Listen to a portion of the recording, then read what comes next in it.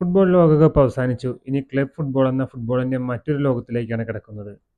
Seasonal fans എന്ന് പൊതുവെ ചിലരെങ്കിലും വിശേഷിപ്പിക്കാറുണ്ട്. അവരെല്ലാം ഫുട്ബോൾ കാണൽ നിർത്തിയിരിക്കാം. പക്ഷേ അവരിൽ ചിലർ പുതിയതായി ഫുട്ബോൾ കണ്ട് അതിനോട് ഇഷ്ടപ്പെട്ട ചിലരെങ്കിലും അതിലുണ്ടാകും.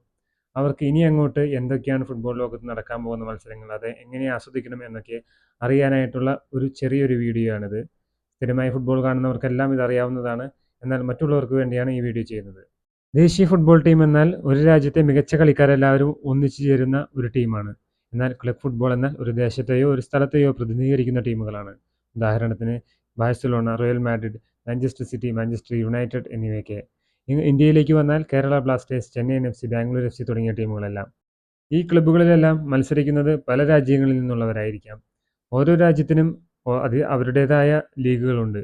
ഇന്ത്യയിൽ ISL പോലെ ഓരോ രാജ്യത്തിലും ഓരോ ലീഗുകളുണ്ട്. ലോകത്തിലെ തന്നെ ടോപ്പ് 5 ലീഗുകൾ എന്നറിയപ്പെടുന്നത് ഇംഗ്ലണ്ടിലെ ഇംഗ്ലീഷ് പ്രീമിയർ ലീഗ്, സ്പെയിനിലെ ലാ ലീഗ, ഇറ്റലിയിലെ സെരി എ, ജർമ്മനിയിലെ ജർമ്മൻ ബുണ്ടസ് ലീഗ, ഫ്രഞ്ചിലെ ലീഗ് 1 എന്നിവയാണ് ടോപ്പ് 5 ലീഗുകൾ. ഇന്ത്യയിലെ ISL പോലെ ഓരോ രാജ്യങ്ങൾക്ക് ഇതുപോലെ ലീഗ് ടൂർണമെൻറ്റുകളുണ്ട്. ഓരോ വർഷവും ലീഗ് മത്സരങ്ങൾ നടത്തുകയും സീസൺ അവസാനിക്കുമ്പോൾ കൂടുതൽ പോയിന്റ് കിട്ടുന്നവരായിരിക്കാം ലീഗ് ചാമ്പ്യന്മാരാവുക.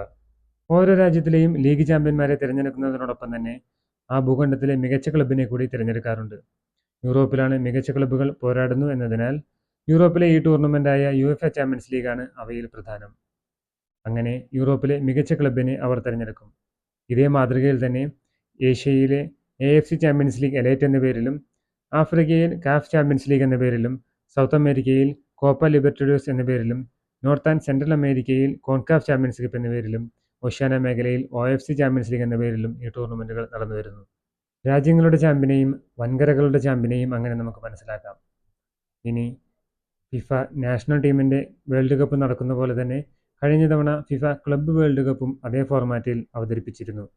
32 ടീമുകൾ പങ്കെടുത്ത ഈ മത്സരത്തിൽ വിവിധ വൻകരങ്ങളിൽ നിന്നുള്ള പ്രധാനപ്പെട്ട ടീമുകൾ മത്സരിക്കുന്നു. കഴിഞ്ഞ തവണ ചെൽസിയാണ് ചാമ്പ്യന്മാരായത്.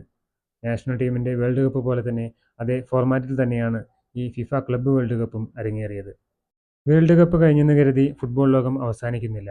Actually another football season is just beginning. ഒരു രാജ്യത്തിനായി പന്ത് തട്ടിയിരുന്ന പലരെയും ഇനി നമുക്ക് വിവിധ ക്ലബ്ബുകളിലായി മത്സരിക്കുന്നത് കാണാം. ഈ സീരീസിൽ വിവിധ രാജ്യങ്ങളിലെ പ്രീമിയർ ലീഗുകളെ വിശദമായി തന്നെ പരിചയപ്പെടുത്തുന്ന വീഡിയോസ് തുടർന്നും നിങ്ങൾക്ക് പ്രതീക്ഷിക്കാം. ഫുട്ബോൾ ക്ലബ്ബ് ലോകത്തിലേക്ക് ഏവർക്കും സ്വാഗതം.